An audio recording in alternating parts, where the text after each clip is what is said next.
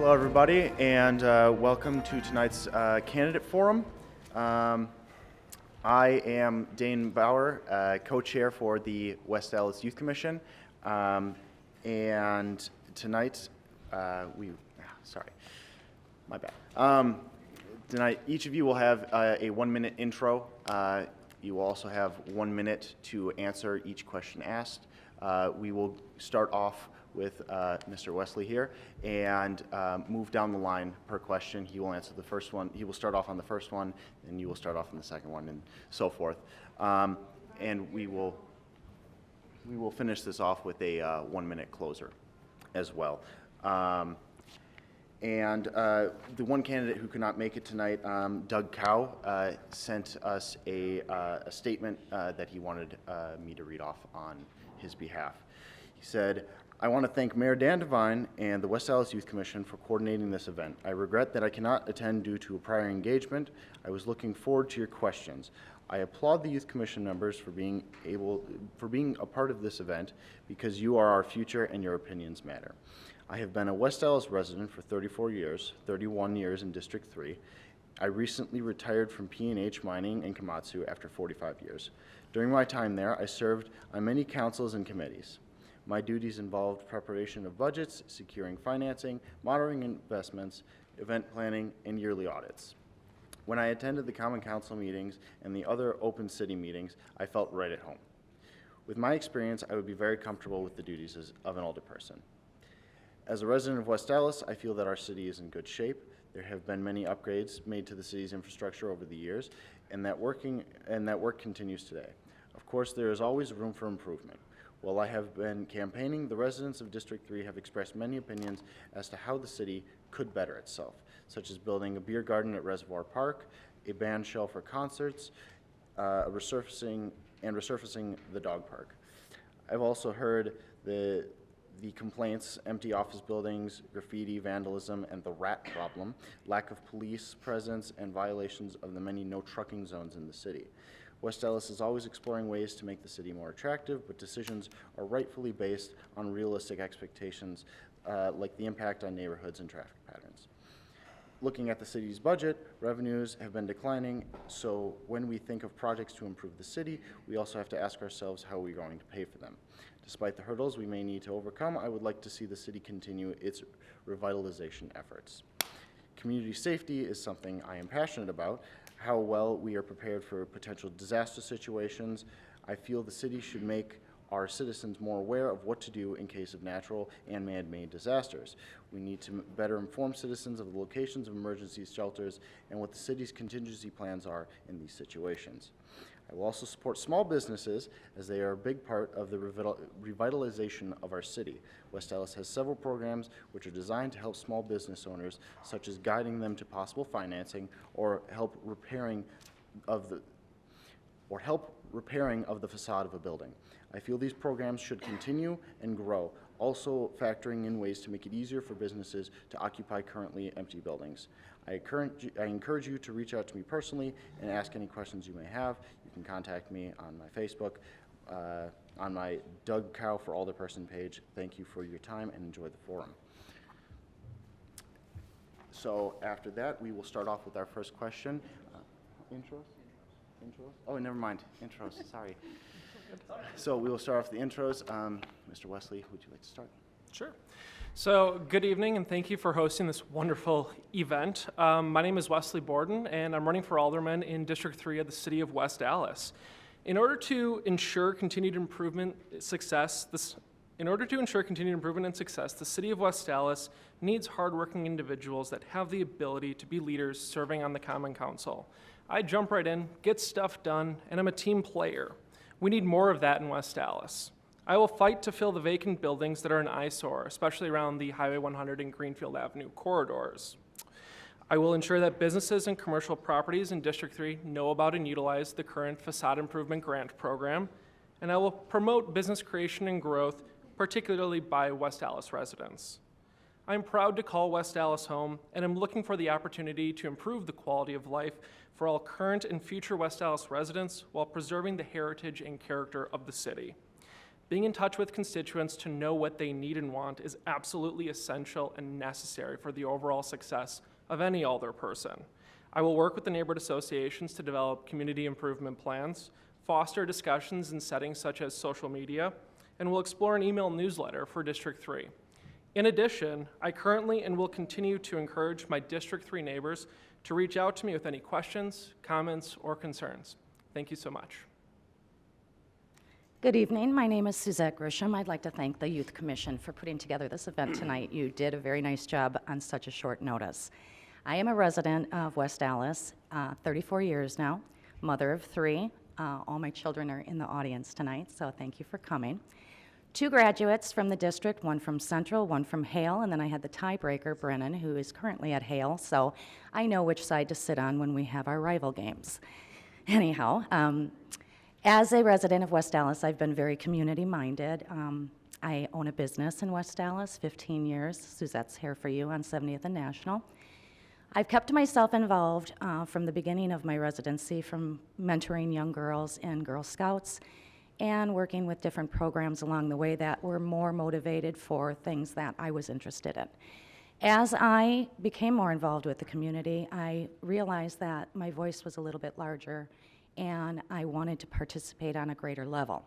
I was approached probably 8 years ago when we were looking at putting together a panel of residents for the Strategic Planning Commission.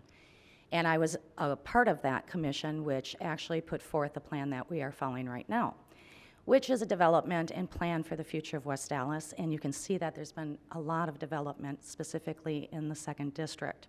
As a 3rd District resident, I want to see development and focus put more into the 3rd District. So as I had heard, Mr. Barzak, Alderman Barzak, was retiring, I felt that I gained enough experience over the years with my involvement that I was ready to run for alderperson. And that was one of the reasons. I wasn't quite sure if I wanted to remain an advocate or activist, but I'm looking forward to moving forward and hoping that I earn your vote and a seat. Thank you. Hello, I'm Dana Keene. Thanks for having me tonight. With 2 open seats on the Common Council, I thought this was a great time for me to step in and my voice to be heard.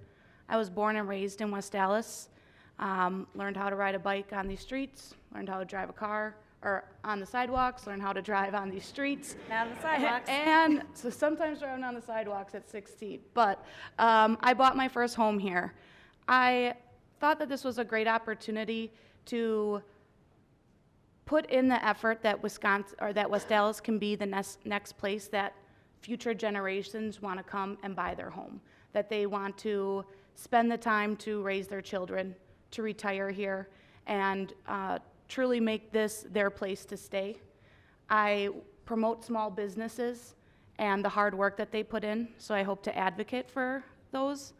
My biggest point of being alderperson is not to come in with all my opinions and my objectives. It's really to be the voice for the district, to listen to what my neighbors have to say, to listen to what the business owners have to say, and to push for what's right for the community and not just based on what my personal views are. I think that I will do a great job at this position and hope to earn your vote coming next Tuesday and then again in April. Thank you. All set. Good evening, Commission. Thank you for hosting this. I'm Barry Waddell. I've been a resident of West Allis for over 31 years now and have owned a home. Married for 33 years. I have 3 adult boys, all products of the West Allis school system, all graduates of Nathan Hill High School. Go Huskies. My current job here in the Milwaukee area is I'm an executive director for a nonprofit called the Park People of Milwaukee County. So basically it's a group that works with Milwaukee County Park System to enhance the use of the parks. Prior to that, I worked for the West Allis Police Department for over 30 years and retired as a police captain in the Detective Bureau. So basically I have 30 years of solving problems in the city and knowing what's going on in the city and how to address those issues. So Formally, I have an education. I have a bachelor's degree from the University of Wisconsin-Madison. I'm also a certified public manager through the University of Wisconsin, and I've attended the FBI's School of National Leadership at Quantico. So very active in the community still, member of the West Allis Lions Club. I sit on the board of directors for the Boy Scouts of America for the Three Harbors Council, which is the Southeast Wisconsin district. And I'm also active in some other state associations as well. But the bottom line is I'm still very active in the community, and specifically in my neighborhood. We have a group called the Friends of La Follette Park, which is a neighborhood association, so to speak, called the Friends Group. And I'm going to continue to be active in that and continue to be a great voice for our community. So thank you very much. Alrighty, thank you very much. So before we begin our first question, we will be starting with Ms. Grisham. I made the mistake before. Our Tyler here, our timekeeper here, Tyler, has two cards. The yellow one being for 30 seconds, the red one being for time. Please make sure to pay attention to him as you continue. You will each have 1 minute to answer the questions, and so the first one will be asked by Ms. Sydney Schotten here. Thank you very much. Hello. How do you plan to include residents in the decision-making process in our city? Good question, Sydney. Thank you.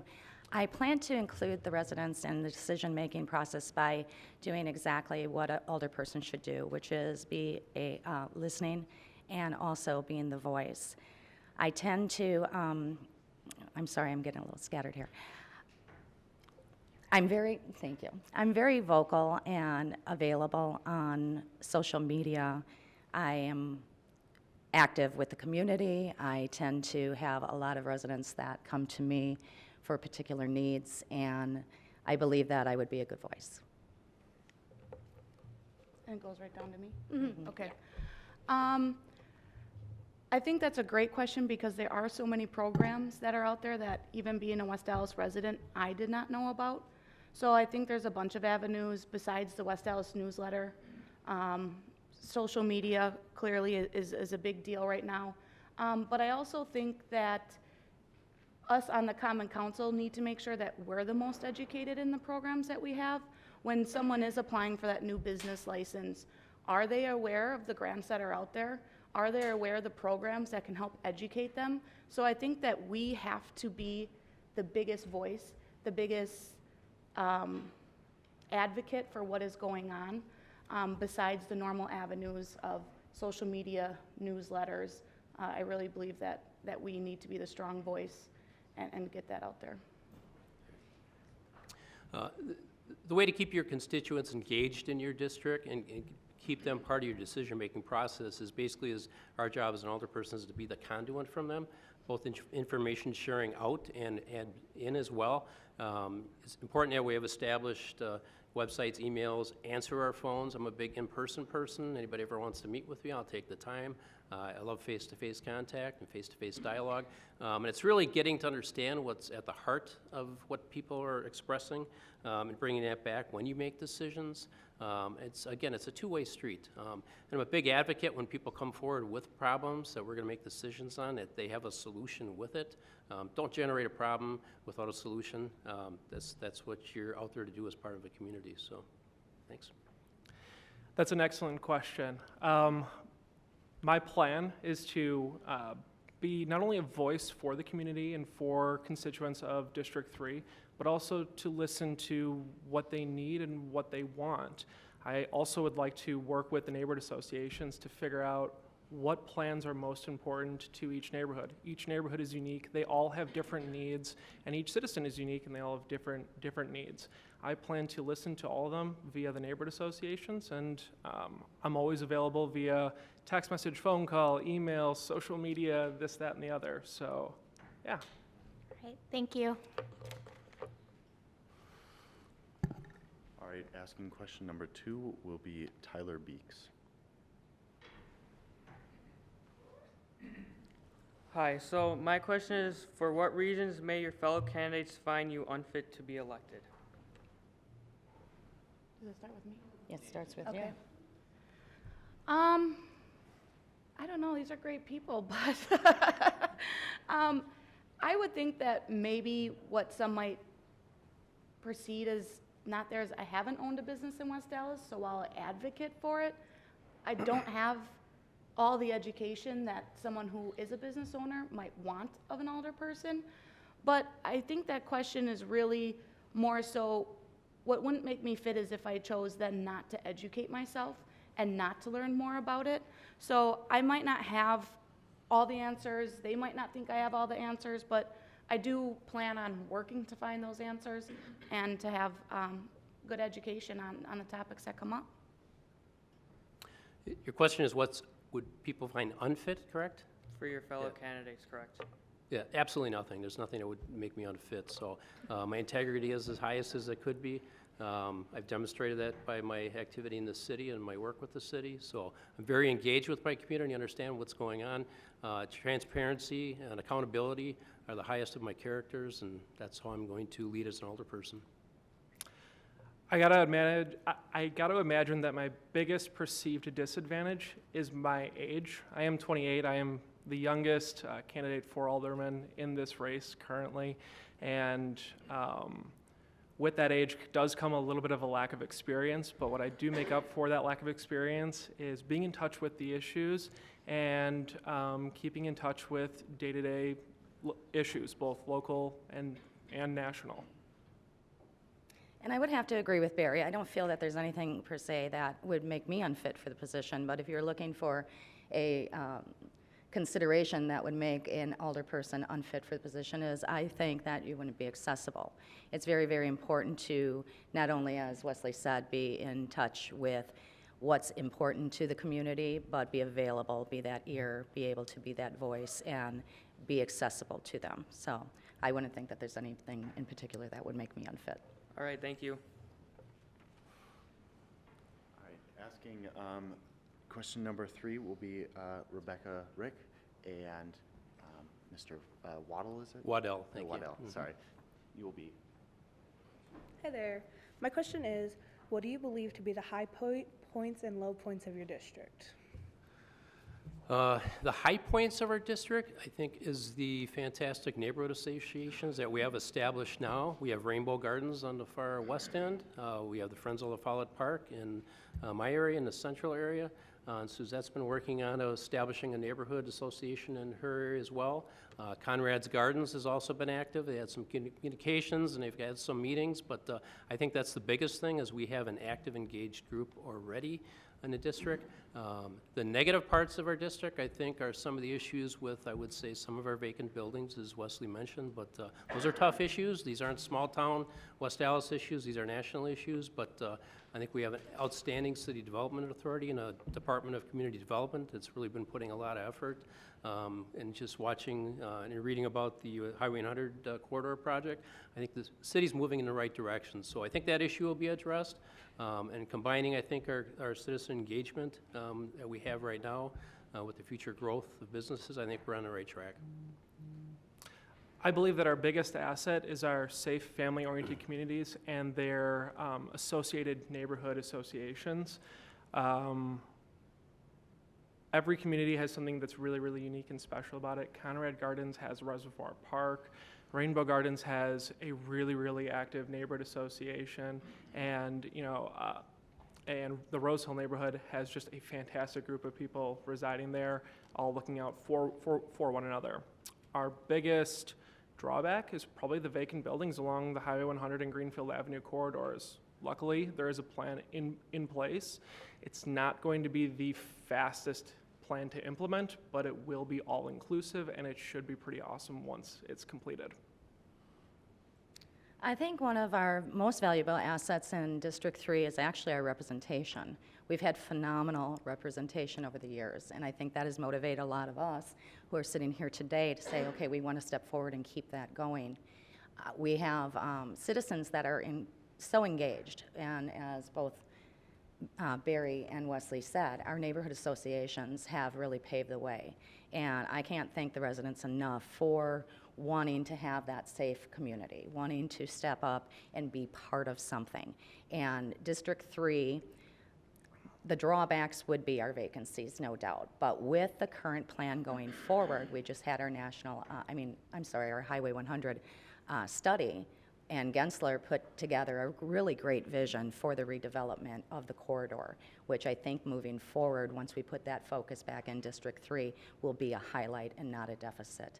There's a lot of challenges right now, but I think going forward, working together will make things happen.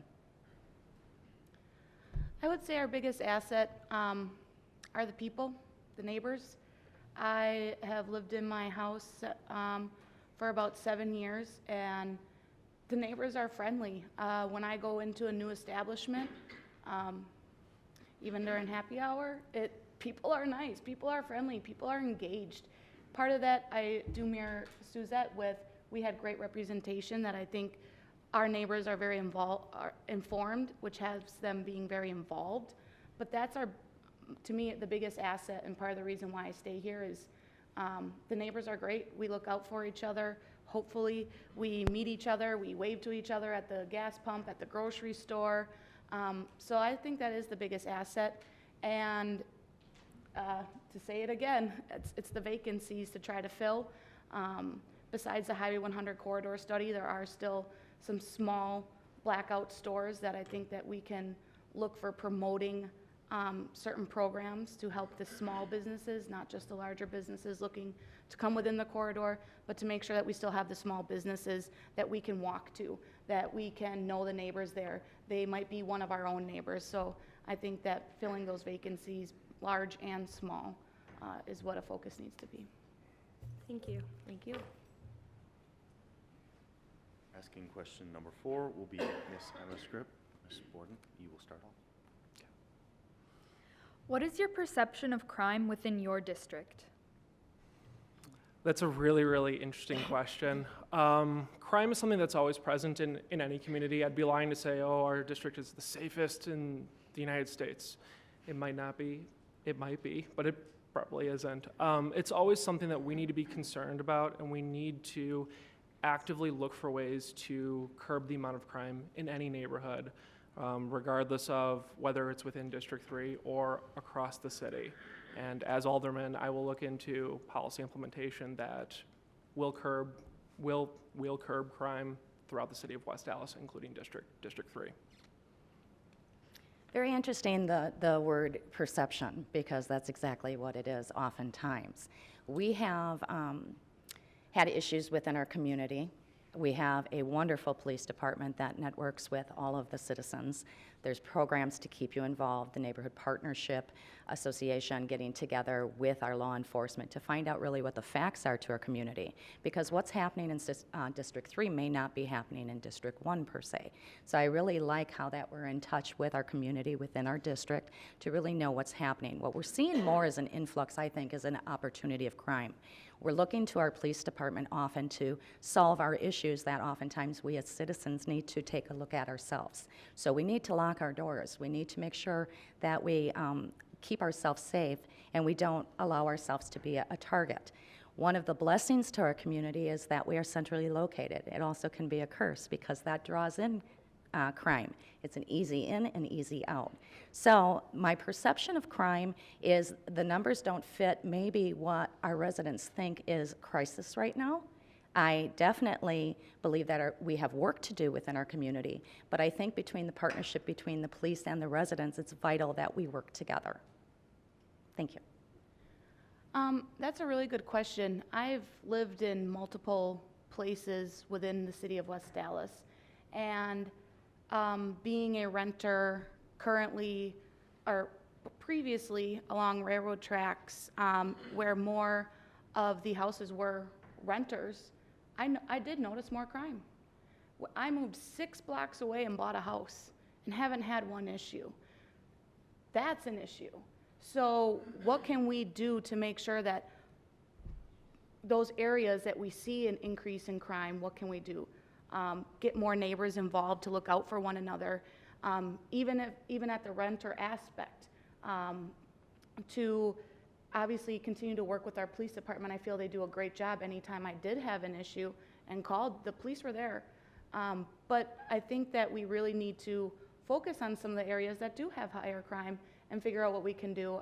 I would have to educate myself more on what that resolution would be, but I do think that there is a need to get more people involved to help, and that's partly through our neighbors.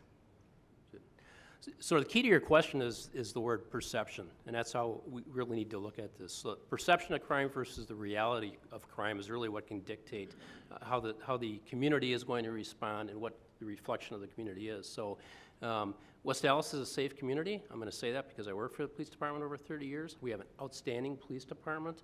We have great community engagement. It can be better. We need programs that need to step up a little bit. But I live in a city. I chose to live in a city when I worked here. I still live in the city because it is a safe community. What we have available to us for resources through the police department is amazing. But back to the perception versus reality, again, it's how we respond to it. Our property crimes are pretty much dropping or holding steady. Our violent crimes are going up. That's what gets on the news. That's what people see. That's the perception of the city. So how does our police department respond to it? How does our media respond to it? What's our engagement with the media when we have big incidents we're not trying to hide things, but basically explain what's going on. So it's really how we respond to it. So on the backside, about the reality of it, it's the collaborative approach, kind of what Suzette brought up. It takes a village. We can't solve problems specifically with just letting the police department run and take care of everything. I can speak from my area where I lived in. When I worked at the police department, we had some graffiti at La Folla Park. This is my own backyard. This is my neighborhood.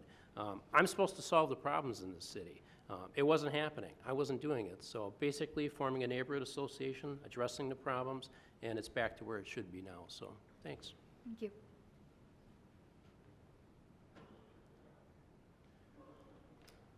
Question number five will be asked by Ms. Sophie Zhang. Ms. Grisham, you will start. Hello. Hi. What is the greatest movie of all time and why? Ooh, thank you. I feel like I'm under the pressure cooker here. The greatest movie, my goodness. There's so many. Okay, well, if I were to give a list, because I'm kind of this like quiz fan, I think The Godfather would be number one. My personal favorite is Shawshank Redemption. Braveheart, Schindler's List, my goodness, we could go on and on. One Flew Over the Cuckoo's Nest. It depends really, I guess, on what your taste in movies are, but my personal favorite would be Shawshank Redemption. Mine would probably be Gran Torino. I love Clint. I thought the movie was great. I thought it addressed issues that you're seeing that sometimes aren't talked about. I loved it. I just loved it. So it would be, I guess, my favorite movie, and that would be Stand By Me. To me, I think it's just a classic movie, classic writing, and it's just kind of really exemplifies some of the Americana that's really taking place out there, especially in a small town. I got to go with Good Will Hunting. It's all about one man overcoming his own personal demons to find meaning and joy in day-to-day life. So, yeah. Thank you. Alrighty, question number 6 will be asked by Miss Emma Scribb, and Miss Kane, you will start off. How will you, as an alderperson, fight the battle against opioids in West Allis? That is a deep question. It is definitely an issue that has become more and more. I've known people from high school that ended up having an opioid addiction. I think we have a few good programs coming. We have the potential of the Behavioral Health Center that is going to be down on 68th Street that I think will give more options and outlets for people that are struggling with addiction. The Mobile Integrated Healthcare Program is something that I just learned about, and it's a great program that will help reduce 911 calls, but it's a follow-up program. So you have someone who had overdosed, takes them to the emergency room. They're not just being released and sent back out to overdose again. It's educating them on what treatment centers are available to them, what facilities are available to them, what tools are available for them. It's follow-up from our own EMT and fire department to ensure that they have the support needed. So the opioid process or problem really is a collaborative process. Again, this isn't something the police department's going to solve. They're not going to wipe drugs out of this community. It's a huge mental health issue, it becoming the addictive issue portion of it. So, the opioids are a very addictive drug, as we all know. We're seeing lawsuits against some of the manufacturers. I think that process is great. I think that needs to continue. I think we still need the enforcement end of it. West Allis has a very strong approach to going after those that are, selling the opioids and putting those people in prison. But on the other end, it's the users too. It's a serious addiction problem. It's across all the lines of our communities. So I've seen 16-year-olds addicted, and I've seen 65-year-olds that are addicted. Both I've seen, 16-year-old dies, and 67-year-old people die as well from the overdoses. So again, it's a collaborative approach. There's numerous facets that need to come together to make it effective. So. It's an excellent question. I mean, the opioid crisis is not something that's just unique to our own community. It's unique across the United States of America. In order to curb the adverse effects of it, I think we need to start with educating the people within our community, educating them about the adverse effects, educating them about the tools and resources that are currently available to them. And this can be something that can be wrapped up into a community improvement plan that's enacted by a neighborhood association. I think that education is key, and I think it's a great first step. Are we going to completely eliminate the problem? No, but like I said, it's a great first step. Thank you.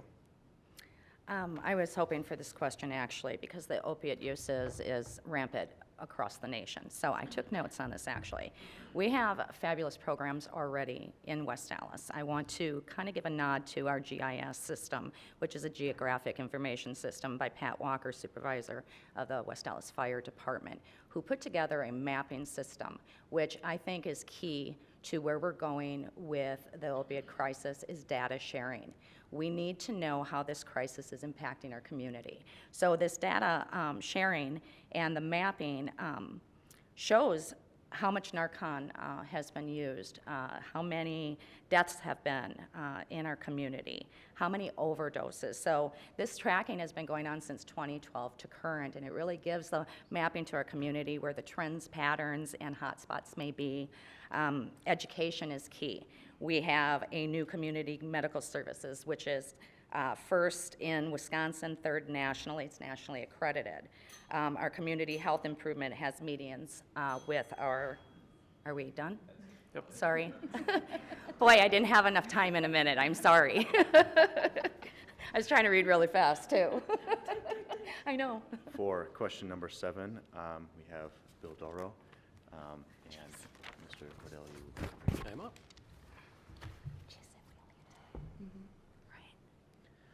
What do you believe would be the ideal use for the vacant pick and save on Highway 100 and Greenfield Avenue? Well, looking at the Highway 100 corridor study project, I think they have an excellent plan they're putting forward.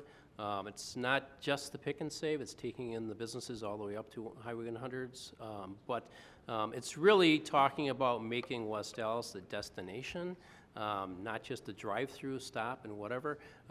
West Allis needs to be a destination for working, living, and playing, all three. We want people to be in a neighborhood they can walk to their stores, walk to their food and beverage places. You want businesses to be in those same areas as well so they can do those same type of things. So mixed use is great. We got to make sure that mixed use is the correct use.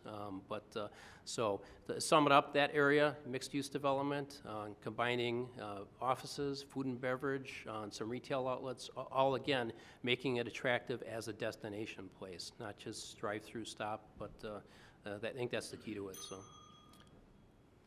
I'm going to second what Barry said about the vacant pick and save. The best use for it is probably mixed use development. And for those of you that don't know, mixed use development is a combination of both residential and commercial wrapped into one building. So think of it like condos or apartments above storefronts that are at the street level. That right there will allow us to provide housing for our growing city, and it should attract people as well as individual businesses. So not only are we going to house those people, we're actually going to give them a place to work that's fairly close to where they live, something that that area desperately needs. Thank you. Okay, and I'm going to say the same thing. I think mixed use is very a viable option for that area, but I have to speak to actually what has been happening with that particular pick and save. It's been vacant for a number of years, but we have an issue with the property owner of the business that there might be viable tenancy, but we have an owner who might not allow that lease to take place. So it's not just the matter of what we want to put in it, it's what would be viable for the area, kind of to go hand in hand with the study and the corridor redevelopment. But I would kind of reiterate the fact that mixed use would be a good option for that area. Well, clearly we all read the same thing because mixed use, I personally think one-stop shop would be great. Entertainment, I personally would like to go buy a new outfit, go to lunch, maybe go see a movie, have a beer after, and park my car and do all that in one stop. I think other people might feel the same way, where we're all busy. Why not have an area that we can just pound it out on a Sunday and get it done? So I really think that the mixed use is the way that we need to go. I think that would be the most beneficial right there. Thank you. We're voting to take your bell away soon. For question number 8, we have Miss Amelia Bader, and Mr. Borden, you will be starting. Hello. If you had $5 million to spend on the 3rd district, what is one thing you would bring in? That's an awesome, awesome question. If I had $5 million can buy you a whole lot. First and foremost, I'd probably finish up the improvement plan for Reservoir Park, implement that splash pad. That's, $600-ish thousand, and I would then have the Community Development Authority absolve some of the buildings, or one building or many buildings along the Highway 100 corridor to redevelop them. Thank you. That is a good question. $5 million, although it sounds great, isn't a huge amount of money to do redevelopment. However, I would love to see a youth community center built, something that would be geared more towards the youth of our community. I think that is a deficit. The skate park is a phenomenal thing, and that has kind of been proof that, you build it, they'll come. However, I think there aren't as many resources available for our youth, and I'd like to see that with a sports center. Yeah, I think that's a great idea. Part of the $5 million that I would use is towards resources for veterans. I don't think we have enough programs out there and outlets. So I would really like to put my focus on assisting veterans, whether it be with housing. You do have the VA hospital. Not everyone has the feeling of walking into the hospital is their ideal situation. And I think we need to have more casual meeting spots as outlets, as suicide is very big on those coming home and even those in the past. So I would put, besides revamping it, is really focusing on the veterans. And I'd go back to the previous question. Really, I'd put that $5 million in a grant program and use specifically for developing and enhancing the new businesses that come into the city. So it's key. $5 million is not going to go very far, but that's what I would do with it. That's really where we need some of that money to be focused on. So. All right, thank you. For question number 9, we have Miss Sydney Schotten, and Miss Grisham, you will be starting us off. Okay. What community activities are you currently involved with? Oh, community activities. The community activities that I'm involved with would be Girl Scouts. I still involve myself very much with the Girl Scouts.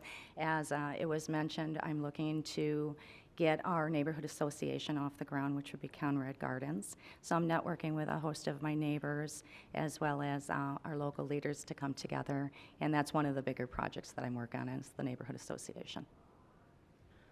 Currently, I do volunteer at the VA, especially during the holiday season with handing out Christmas presents to those. I'm also involved with United Way on building up women, where we hold various seminars for women that are either getting back into the workforce, starting to enter the workforce, on mock interviews, business presentation, writing resumes. So that's one of my big passions. As I mentioned earlier, I'm very engaged with the Friends of the Follett Park. I was one of the founding members of that organization about 12 years ago. So, in fact, we have an event coming up on February 22nd at the Pavilion. It's an Empty Bowls, where we get area restaurants to donate soup, and anybody can come up and taste any soup they want and buy their bowl for $5, and then those proceeds go right back into the community. We've been splitting that between a couple of the food pantries in this city. Very active in the Boy Scouts still. I had been, it's probably 26 years now involved in the Boy Scouts, and again, I'm at more of a district level now, a council level, I should say. Very active in the West Allis Lions Club, which is a civic group here in the West Allis, so we do other community events as well. And I'm very active in my church. I attend Epicos Church, West Allis, which is the old Paradise Theater. My wife and I are very active in the community programs, specifically in a holiday helper program, where basically we get our members of our church to donate items specifically that are listed by the West Allis Health Department, and those items go right back to the community. Thank you. This is a pretty awesome question. I'm very involved in my local church, the Holy Assumption Church, which is right off of 72nd, just north of Greenfield Avenue. And I help them out each and every Christmas, you know, getting gifts and distributing them for needy families throughout the area. While it's not a part of this community, I also volunteer my time for Free Bikes for Kids in the Madison area, which is a nonprofit organization that gathers bikes, fixes them up, and distributes them to underprivileged children within the Madison community. And then I'm also trying to work with the existing Rose Hill Neighborhood Association to get that revamped and restarted and firing on all cylinders. Thank you. Thank you. I will be asking question number 10, and Ms. Kane, you will be starting. If you could sit down with anyone in history, who would it be and why? Ooh. Wow. That is a really good question. I think that I would probably have to sit down with Abraham Lincoln. I would want to know, he was kind of a trendsetter then.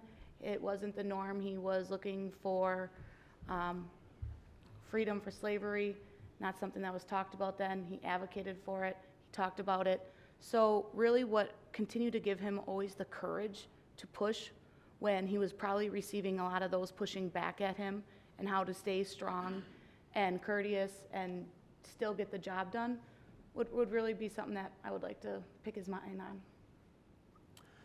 Anybody in history, it'd be Jesus. There's really no other person I would choose, obviously reasons. So to have that experience with the most imperfect person there was to walk the earth, really it's all there needs to be said about it. I would choose George Washington. And not only was he the first president of the United States, he was, the founder of this great nation, and he led by example. I would love to pick his brain on leadership skills and leadership traits that he cultivated throughout the years and exemplified throughout his first 2 terms as president. Okay, I'm looking at history in a little bit different way than maybe you are, and I know you're going to be very literal, but if I could go back in history, I'd choose my mom because she passed away 2 years ago, and she has been and was always the rock in my life that has driven me to be the person that I am, and just to have one more moment with her, that would be something that I would love. Thank you very much. For question number 11, we have Ms. Sophie Zhang, and Mr. Waddell, you will be starting off. Hi. What do you think is most important for West Allis right now? Growth in new residents or growth in new business? It's both. I mean, it's really making, as I mentioned before, we need to make West Allis, or continue to make it an attractive destination spot for people to live, work, and play. I think our image in West Allis is fantastic. I think there's a lot of young people that want to move to the city because it's still affordable. I think there's a lot of opportunity here. So I think really to pick one or the other would be unfair. So really it's a combination of the two. We just need to keep moving forward. Your generation here are the future leaders, the future homeowners, and hopefully you're the ones that want to come back to live in the city because you like living here and you like the opportunities. So I think that's the key. A healthy balance would certainly be ideal. However, if I had to choose one or the other, I would choose business development, because business development, with business development comes job openings, which allows people to move into the city, and properly run businesses naturally attract people into our city.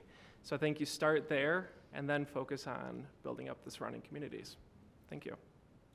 And I think that goes hand in hand. In order to bring residents, we have to have a strong business space, but it takes a lot more than just the business to build a community. So the focus it has to be a balance, in my opinion. So kind of as Barry said, you have a community that you want to raise your children in. It takes more than business to make that happen. So it takes community working together, a strong level of city services offered, good neighborhoods, good communities, good schools, all of that. So if I were to choose one or the other, it would be very difficult, but I would say building our residential and bringing residents to the area is very key right now. While I agree there needs to be a good balance, I would also agree with building residential. Part of the reason why I say is the Great Neighbors is the affordable housing. I was being a first-time homeowner when I bought my house, I was 27 and realized that's what I was paying in a rent, and I could achieve that goal here in West Allis was important to me. And I think it will come twofold. When they see the residents are there and what the residents need, then businesses will come to help fill those needs. So I really think building up residents, it would be my priority. Thank you. I will be asking question number 12, and Mr. Borden, you will start off. Should the government have any regulations against unwanted or hateful speech? Why or why not? This is a really tricky question to answer because it, violates our any sort of regulation that would violate our freedom of speech, I would naturally be against. However, I do not and will not tolerate any form of hate speech ever, and I will speak out against it for as long as I live. That's how I was brought up. I was brought up in a really loving family that promoted that loving culture. And so, like I said, I will never be tolerant of it, but to eliminate a voice for someone, I don't agree with that either. So, yeah, thank you. I believe that our amendments are just for our protection. So speech, whether hateful or not, is something that I don't believe is censored. Action, yes. If someone acts upon those words, it's a total different thing. But I think you cannot censor one's voice. Sometimes we'd like to, however, that is not what our Constitution is about. So our freedom of speech is very valued. If we start censoring certain things, that sets a precedence. Where do we go from there? So no, I would not censor any form of freedom of speech. I agree, I would not either. Part of America is that we can sit next to someone with different opinions, different religions, different thoughts, beliefs, and views. And if you ask me, that's what makes it great. Now, as Suzette said, I don't think acting on those items that you don't agree with would ever be appropriate, and that should not be tolerated. But regardless of the comment, whether one finds it ignorant or not, it's what people are allowed to do. Our freedom of speech is guaranteed by our Constitution, and it's been that way for the years that it has, for a reason. So I think the big issue is our audience it's being addressed, and what's the purpose of the speech, and I think that's key. Is it insightful? Is it hatred? Is it specifically targeted to incite those types of things? Those are issues. We should express our opinions. We all have different opinions. Our opinions should be recognized. Our opinions should be understood. But again, the personal attacks and putting somebody down or putting a group down just because they can, I have some issues with that. But true censorship, no. Look at the audience. You know, audience can always walk away from it. Don't give them the platform that they need. I think is big too. So. All right, thank you very much. For question number 13, we have Bill, we have Gabe, and Ms. Grisham, you will be up first. Okay.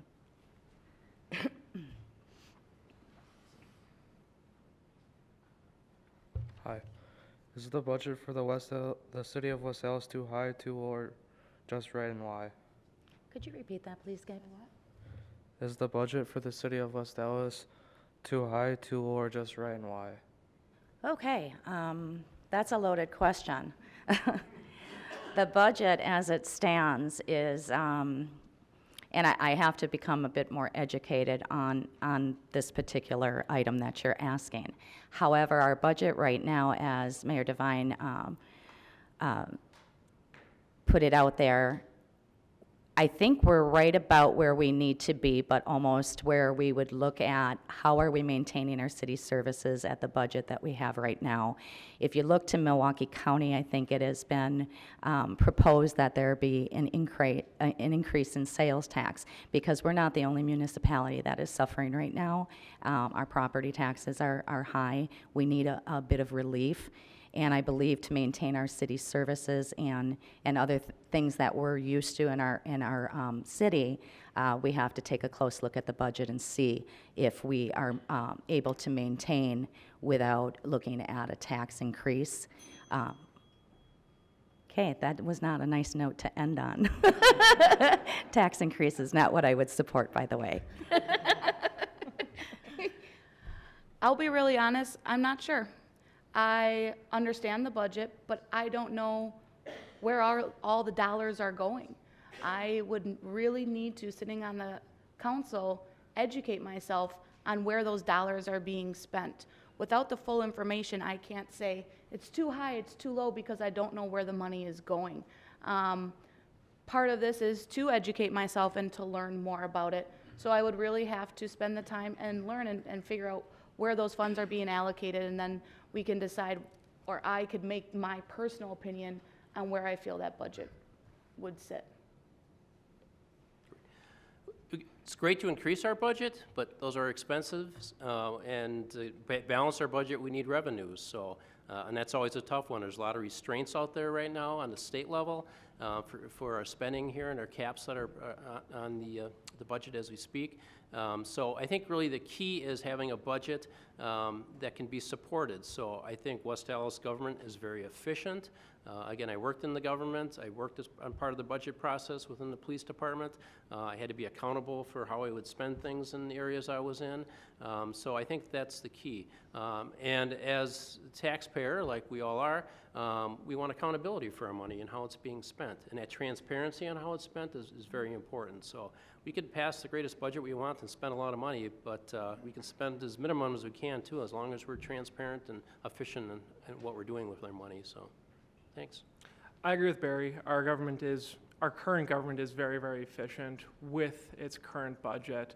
However, there is always room for improvement. I would love to explore ways that we could increase the amount of revenue aside from raising property taxes, and look at providing higher quality services to all of our current and future West Allis residents. That would allow us to increase our overall budget. As it stands, it might be too low. So yeah, thank you. Thank you. Just a quick reminder, we have Tyler here with the cards, and make sure to keep an eye on him as we continue forward. For question number 14, we have Ms. Rebecca Reich. Thank you very much. Who starts? What is your favorite West Allis restaurant? My favorite what? West Allis restaurant. It would have to be Philo's, and it's on 70th, and Lou, who owns it, is a great woman. She's been cooking on the same little grill. I think there's 5 items on it, but she's made that same burger for 30 plus years, and it is phenomenal. And she is a riot. Those of age, I suggest you stop in. Well, I shouldn't really tell you because it's my new favorite restaurant, and I always have new favorites. But Wild Roots down on 68th and Beecher, it's fantastic. That whole corridor down there on Beecher Street, if you people haven't been down to check it out yet, great things are happening in that 3-block area. So Wild Roots, the chef came in. He's got some Asian flair in his food. He's got some whole foods, some really unique things. I consider myself a very good cook, so when I go out for a meal, I expect to have some good flavors, and the ambiance and the menu that they put together is phenomenal. So it's a hidden secret, and it's going to keep getting better. And I think it's just a good example of the restaurants that are forming in West Allis. What I talked about before about the destination, people want to come here. We have friends coming from out of town that are going to come back to this restaurant specifically to eat there. So. That's it. Wild Roots, check it out. My favorite cuisine is barbecue, so I gotta go with Double B's. It is fantastic there. I love it. All the meat is, smoked in-house right there that same day. Thank you. Well, you're going to see signs in each of these restaurants that we plugged today, but there's so many options of great food to our area, and I'm so excited about the options. One of my favorites is a friend of mine who opened her restaurant just a few years ago, and it's The Farmer's Wife. I love comfort food. I love kind of like the taste of home. I encourage you to stop there. She's a wonderful chef with a great staff, and Wild Roots too. That would be my second. I just stopped there too. So you get a chance to stop in, patronize these businesses. You would not be disappointed. Thank you. For question number 15, we have Tyler Beeks and Mr. Waddell, you will be starting. How do you plan to increase minority representation in protective services given the current climate surrounding police officers? West Allis has done an excellent job of recruiting minorities throughout the city. When I worked there, we would do what we can to advertise throughout the state, throughout the area, recruit on local campuses, and to bring minorities into the city. I think West Allis is a great city to work in, especially in a police department. There's a lot of opportunity, there's a lot of room for growth. It's a very well-paid department, and again, it's a very highly educated department. So I think really the key is just continue to make it an attractive place for all people to come and want to work. So we have to reach out as a department to go and find those people that want to come work there. But there are parameters. I mean, there's education requirements to begin with. So you got to target specific areas, mostly the colleges, to recruit these people. So there's a state website called WileyNet where department places the ad, so to speak, for the department. And that's one to use as well. So it all begins with the marketing aspect. I think West Allis has done a fantastic job in the last 2-3 years in marketing how great the city is and allowing people to come and experience that for themselves. I think if we increase the level of marketing and increase the amount of development that we see, it'll certainly attract more and more people, minorities included. And I'm really, really excited for that. Thank you. May I ask you, was that specific to our city services, our police department and fire department? I didn't hear the end of your question. The question is, how do you plan to increase minority representation in protective services given the current climate surrounding police officers? Okay. I believe, as Barry said, we have an outstanding police department. We're looking to market opportunities for minorities to come into the community.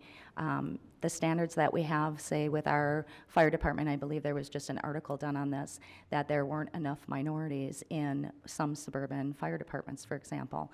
And a lot of that is attributed to testing and having the opportunities available for minorities. So I think we're looking to work hand in hand to bring minority to our community. Marketing is a big quality that will help out. I think that we're kind of in a great spot in West Allis, being surrounded by Milwaukee County and the diversities that are already in Milwaukee County to be able to bring it to West Allis. But I think that maybe we need to reach out a little bit more to those who are graduating and let them know the services that West Allis has, and let them know the benefits of being in the protective services within West Allis to make it an attractive place, not only for them to want to come and start their career and plant their roots here. So I think education and getting our word out, especially those on the council, would be very beneficial. All right, thank you. Thank you. For question number 16, we have Ms. Emma Scripp, and Mr. Borden, you will be starting off. What is the most crucial area that West Allis needs to improve upon? I would argue it's the Highway 100 and Greenfield Avenue corridors, focusing on redeveloping those areas and focusing really heavily on the existing facade improvement grant programs, ensuring that businesses as well as commercial property owners know about and utilize them to create a nice, attractive place to come visit, work, and play. Kind of a destination type of location. Thank you. Okay, I think that our focus has been a lot into the development of larger business. I do support small businesses. I'm a small business owner, but kind of going back to that question about where we would place it on business or if we would place it on residential, I believe that we really need to focus on our properties. Specifically when the housing market fell out, we're now rebounding, and a lot of our areas have been subjected to blight, and we need to have a bit more accountability in our areas. We need to take a look at our properties, home ownership, as well as those that own properties and our landlords to address the issues with blighted properties. I would agree with Wesley, and it would be Highway 100 and Greenfield. I think that if we could revamp that, it would be attractive to those who are coming into the city. Not only that, with the potential development, the amount of jobs would increase. When I did read that Highway 100 corridor study, I did find it interesting that of the employees, which was 14,192 that worked within the study area, 98% of them do not live within the area. So I think that if we could possibly revamp that area, we could have more people within the community that live in the community, working in the community. Our focus really needs to continue on the entire city and keep making it the attractive city that it is. Again, we have to make it a destination place to work, live, and play. We can't keep losing out to the Tosas and the Bayviews. We're on track. We see the development coming along. I just mentioned the 68th Street area. Those areas are going to keep bringing people in. And it's kind of a domino effect. People want to come and live here. People are going to play here. Businesses are going to come here. It just has a spiral effect on it. So again, I think we need to spend our efforts on continuing to make this an attractive city. So we're doing a great job, and it needs to keep moving forward. Thank you. I will be asking question number 17, and Ms. Grisham, you will be starting off. What would you propose to increase homeownership in the city of West Allis? Could you repeat that, please? What would you propose to increase homeownership in the city of West Allis? Oh, what would I propose? I think that's twofold. Proposing ownership is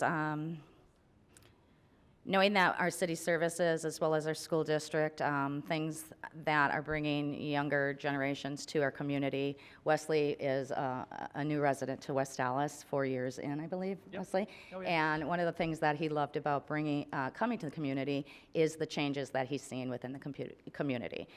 It's a fun place to be. It's up and coming. Businesses are thriving.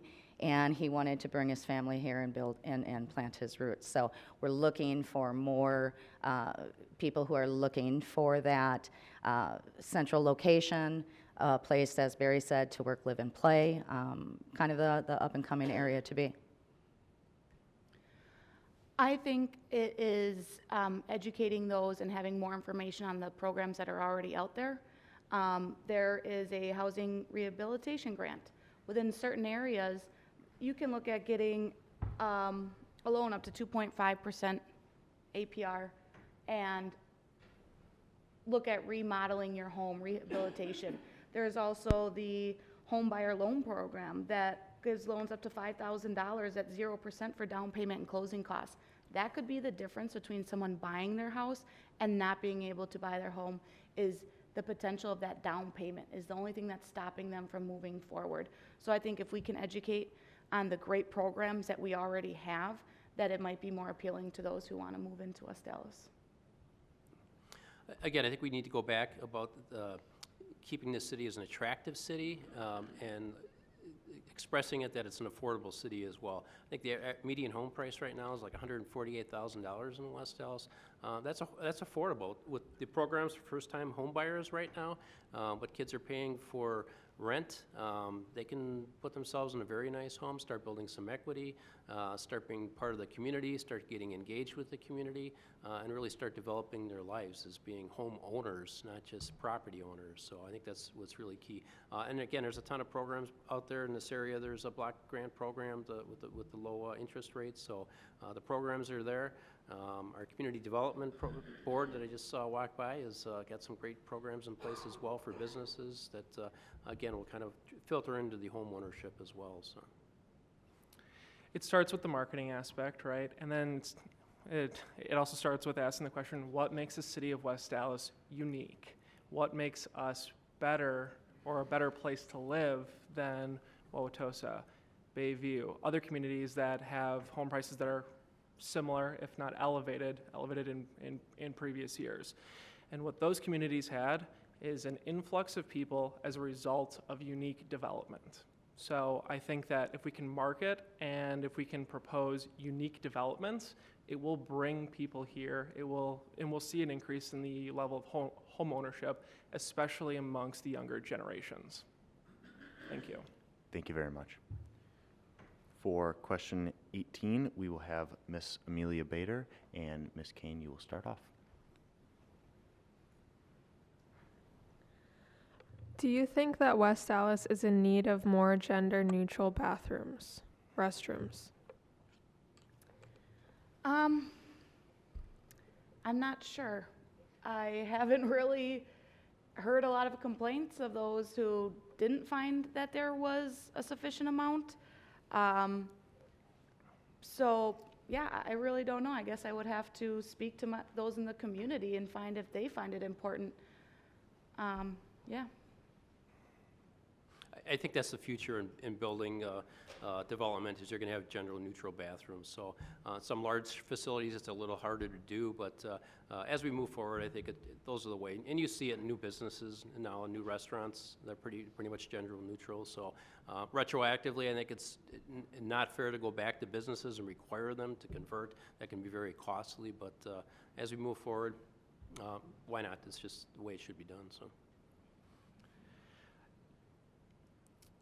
It's a really, really interesting question. It's tough to address because I don't even know if we have many, if any, gender-neutral bathrooms currently in the city, and I haven't heard of it being an issue. If it does end up becoming an issue, I would love to explore opportunities to transition into that style of bathroom use. But currently, I think we're in a great place, and I haven't heard any complaints as of yet. Thank you. Okay, and all three of the candidates here kind of gave the answers that I would. Barry hit the nail on the head. If it's new development, I think those bathrooms can be part of the development. Now, as a small business owner, I remember moving into my business, and one of the drawbacks was to be ADA compliant. If I made any changes to the business, such as taking a wall down or anything like that, I would then have to change where my bathroom was. Mine's on a lower level, so I would have to bring it to the upper level. So existing properties, I would agree, that would be difficult to do, but new development, not an issue whatsoever. But I'd have to research the value of it in our community as well. Thank you. For question number 19, we have Mr. Bill Darrow, and Mr. Waddle, you will be starting.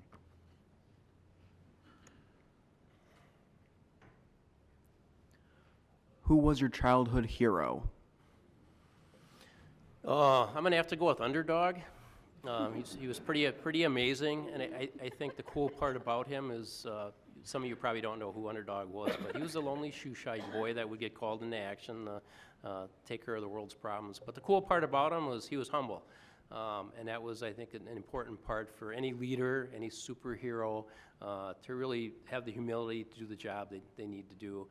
It's not about them, it's about the world, it's about the community. So, underdog it is. I'm going to preface this with I was a competitive swimmer for 12 years, so I'm going to say Michael Phelps. He is truth and testament to how hard work and perseverance can pay off. His was hard work and perseverance in the pool, so was mine for a period of my life.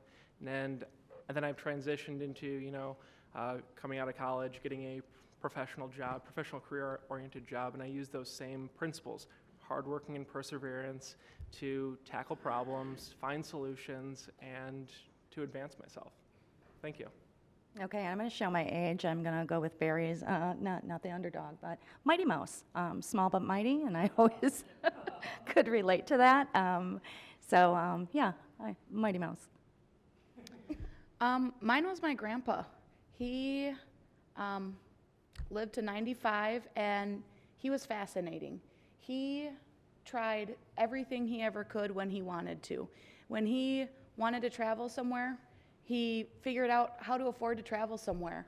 He decided to educate himself on so many different items, and he kept going and going, learning something new, pilot's license, sailing, figuring out how to work on Model A cars. So he decided to spend his life always learning something new and not being stuck in a box. And even if he thought he was going to fail, his answer was, oh, well, then I failed. And he moved on, and I really respected it. So he was my hero growing up. Thank you. For question number 20, we have Miss Ella McMillan and Mr. Borden. You will be starting off. Hi. How do you plan to get your constituents invested in the community? That's a great question. Okay, so getting constituents invested in the community starts off by getting to know your neighbors. Throughout the campaigning process of the Alderman campaign, I've gotten out and I've door knocked several hours, and I've met a lot of people, a lot of my neighbors, and it's just really interacting with them on a personal level, and then finding out what's important to everyone and what's important to the community as a whole, and then developing a plan and working to achieve it. So yeah, thank you. Okay, one of the great things about our community and our local leadership is that you can go have coffee with the mayor per se. And Wesley has a great point. As I'm campaigning, and it's not just campaigning, I've been in the community a long time. As a barber, I meet people every day. I know my neighbors. I take the time to talk to anyone, whether it's at a gas station, whether it's in my business. And I think that's, being involved with your community, being accessible, creating opportunities to maybe get together, working with your neighborhood associations. I'm not short on words, so I am now. 30 seconds. I'm done. Thank you. I'm out. I think Get 'em Involved starts with me. It is me spending the time to engage our neighbors. It's me spending the time to visit our local businesses, even if it's one I maybe wouldn't normally frequent. So I think it really starts with me showing my involvement and then listening to those and their opinions on the community and taking honestly ideas from our neighbors. What would help you get more engaged, I think, is the question that needs to be asked. And I might not have the answer to it, but some of our community members might. And I think that that's when we need to sit back and listen to figure out how we can get our community more engaged. It really starts with all of us getting our community engaged. So it backs us up to being homeowners, renters, whatever in the city, knowing our neighbors, understanding our neighbors, introducing ourselves. When they move in, saying hi, give them your cell phone number. Hey, if you ever see anything or need anything, give me a call.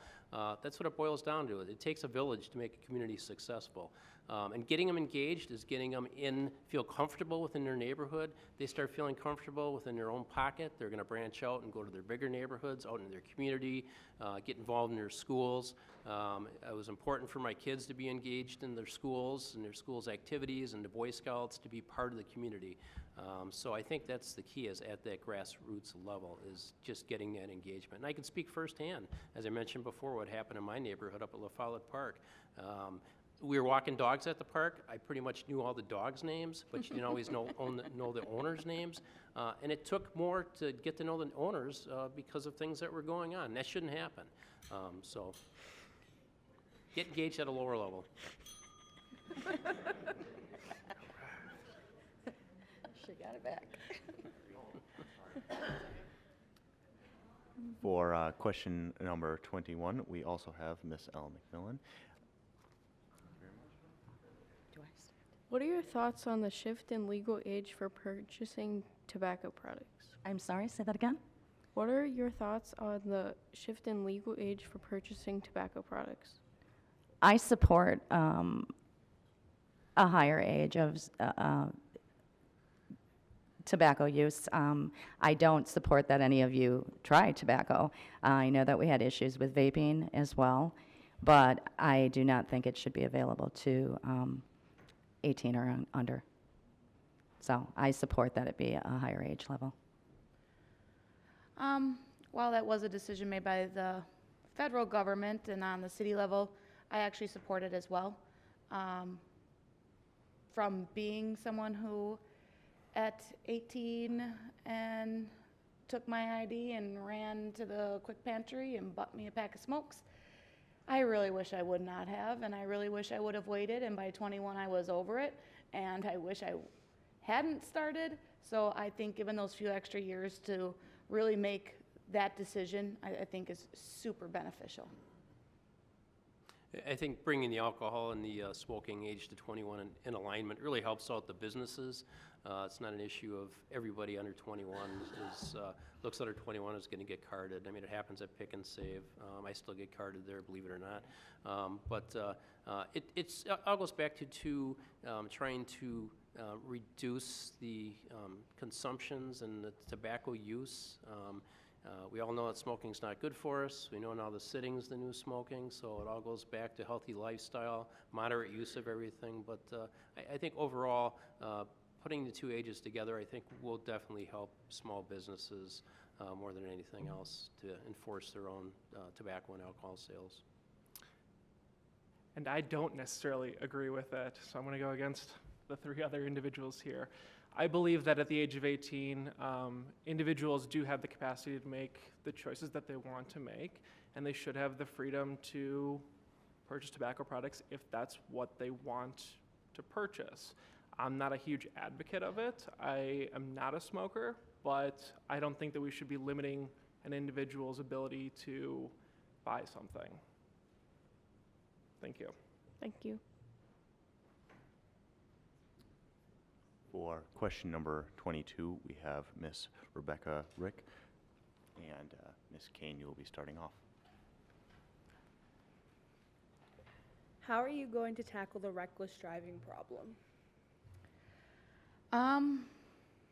Honestly, probably not. That's up to the police department.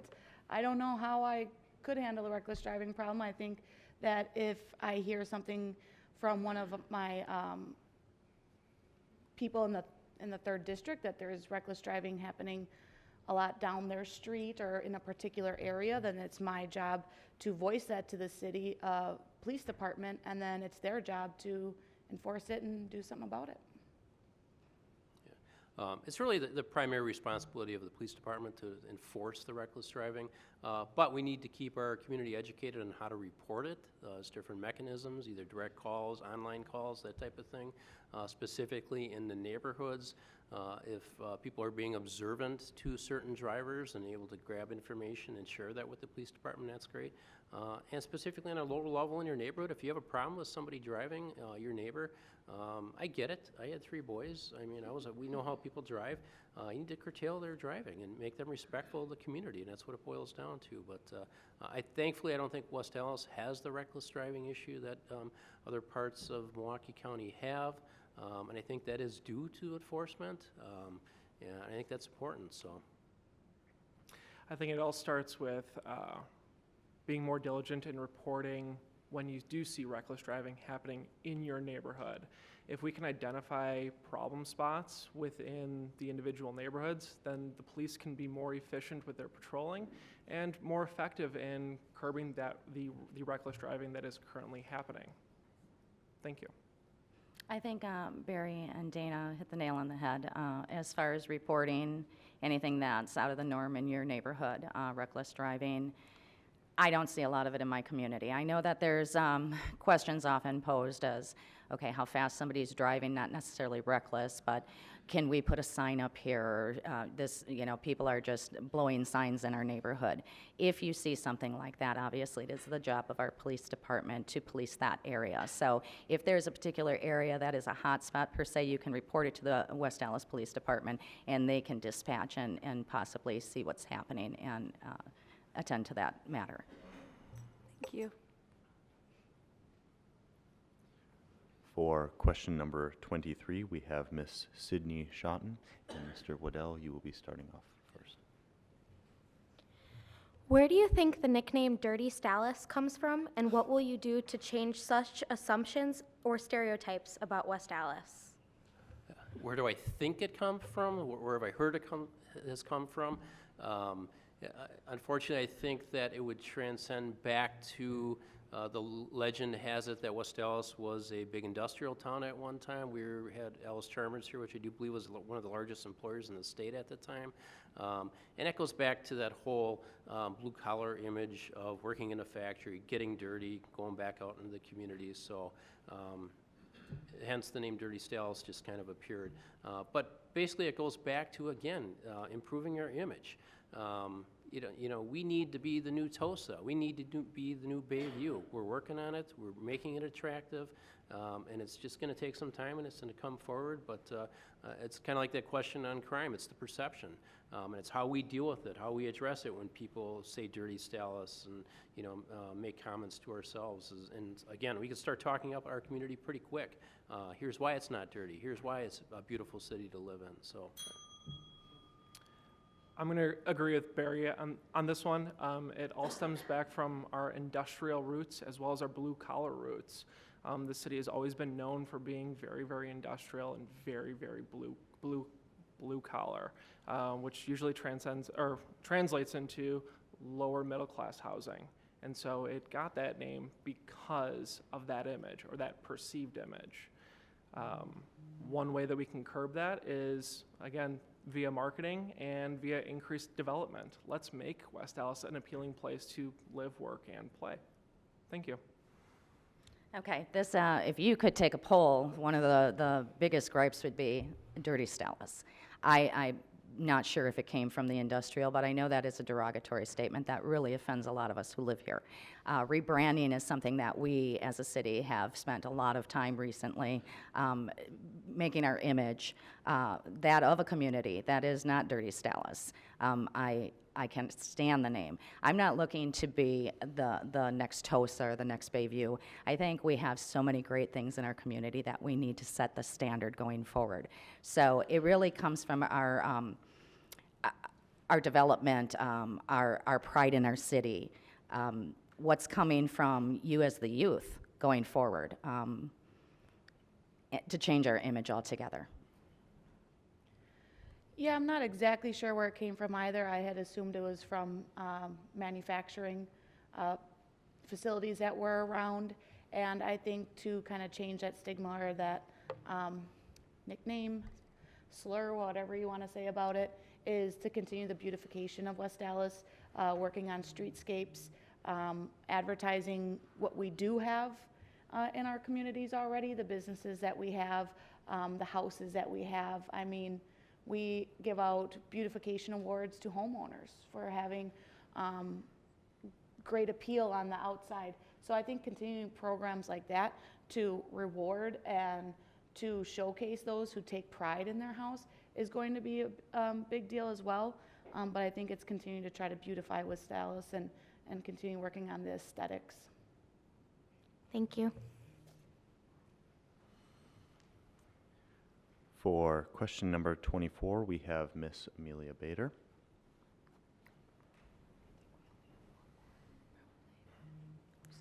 Where do you think the city should be in 10 years? That's a pretty tough question. Where should we be in 10 years? In my opinion, we should see Highway 100 and both Highway 100 and Greenfield Avenue become a little bit more developed, and we should see the downtown area kind of revamping itself, right? You know, let's focus on the facade improvement grant programs and, you know, making this city a very appealing place to come and do business and to come and live. So I think that's where we're going to be in 10 years, no doubt about it. There's a plan in place for it, and I think we're well on our way. Thank you. If we take a look at our strategic plan, which is a 5-year vision going forward, we've already hit a lot of our milestones that we were looking to do, such as rebranding, development. As far as 10 years forward, I mean, there are so many options going forward from our district specifically with the corridor redevelopment. I'm looking to have a strong community that many people want to come to live, work, and play. It can be mixed-use development. It can be home ownership. It can be wonderful restaurants, school district that's thriving, and a place that you just want to bring your family to and raise them. In 10 years, I hope to see residency increasing. Over the last few years, it's actually decreased a bit. So I hope to see residency increase. I hope by then we have a great plan in place for Highway 100 and some of these vacant facilities that have been sitting for a while. We should have the old Briggs building completed by then with apartment complexes and office buildings.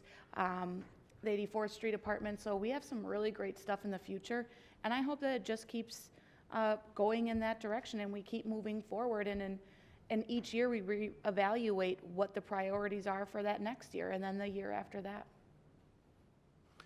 Idealistically, in 10 years, we should have no vacant buildings. They should be thriving businesses. We should have competitions and bidding wars for houses for people wanting to move into the city. Our schools should be at capacity because everybody wants to stay in West Allis and wants to send their kids to the schools. Basically, we should be hustling and bustling and overflowing. We should have waiting lists for programs to people coming into the city. That's idealistically what our city should be in 10 years. Thank you. All right, this will be our final question for the night, and it will be asked by Mr. Tyler Beeks. West Allis has added a lot of amenities like the dog park and skate park in the last few years. What's next? Oh, what's next? Highway 100 is next. What I had said before, I'd really love to see a youth community center built, and I would love our community to come together to make that happen. What's next? Yeah, filling vacancies, really focusing on what we already have on our plate, which is the Highway 100 corridor study, the revamp. We have a dog park, but the resurfacing, you know, making sure to spend the time that what we have, one, we're maintaining, and two, that we're making sure that it's ready to go. I wouldn't mind, I know it's one of Wesley's big goals, but I wouldn't mind seeing a beer garden. So that was what I'd like to see next. I think the downtown development needs to keep moving forward. I think that is probably the brand of West Allis. When people drive down, again, we don't want them driving down and through. We want them stopping and seeing what's going on. I think that is key. And I think we also need to continue to look at our infrastructure in the city. As we look at all this development and looking to make it an attractive city, the bones of the city need to be paid a lot of attention. There's a lot of work that's going to need to be done below ground in the city and at the street level, so we need to pay attention to that as well. I think that this revolves around the Highway 100 redevelopment. I would love to see a community gathering place along Highway 100, a place where families can come, they can enjoy food, beverages, live music. A lot of these community gathering places have been huge hits in other small towns throughout the state of Wisconsin and throughout the United States. And I think that if we can implement one, especially along Highway 100, it will be greatly utilized. Thank you. All right, thank you. All right, we will give each candidate a 1-minute closing statement, starting with Ms. Kane. I want to thank everyone for listening today. I love the city of West Allis. That's really just what it comes down to. I plan on staying here. I plan on investing my time here. And I really just hope to be a voice of the community, one that you can reach out to when you have an issue, someone that you know cares about West Allis as much as you do. So I just really want to relay the fact that I love the city of West Allis. I also do want to say we have some great people up here, and it's nice to see the fact that we have so many people that actually care about the community. And I really thank you for listening today. I just want to thank the commission for hosting this forum. I hope you've taken the opportunity to kind of hear things and hear some of the own questions and kind of address the questions yourself as well. Again, it goes back to having you young people engaged in your community. Wherever you go, be engaged, be active, and be part of it, and be a voice for change and progression. So, and again, I'm going to go back to what I've done in the city. For over 30 years, I worked for a department that was all about solving problems. I wore the flat shoes. I hit the streets. I used to walk the beat here on Greenfield Avenue, knowing what the problems were and addressing the problems. And that's what I want to continue to do as an alder person. So I know what's going on in my community. I'm engaged in my community. And really, I just have a great opportunity here now in a different way to give back to the community. I can hear the voices, and I can share the needs and the concerns and get the questions answered and get the things addressed that need to be addressed. Thank you. All right, well, hey, the past common councils have paved the way for continued success. If elected alderman, I am positive that I'll experience both great challenges and great opportunities. With the support of District 3, I plan to overcome the challenges, capitalize on the opportunities, and make sure we keep moving forward as a city. Thank you. I'd like to thank the Youth Commission for hosting this tonight, and as Dana said, we have great candidates up here. So I hope that you do reflect on who you want as your representative going forward, someone who is invested in the community, someone who has worked hard and plans to work hard for you, not only to listen to you, but move the city forward, and not just in District 3, but the city as a whole. We have a lot of things to be excited about going forward, and I really hope to be part of that. Thank you. All right, so that concludes tonight's candidate forum. I want to thank everyone here in the audience, as well as the 4 candidates who were able to make it here tonight. This will also be rebroadcast on YouTube on the city's YouTube page, I believe, as well. And have a nice night. Thank you. Thank you. All right, and thank you so much.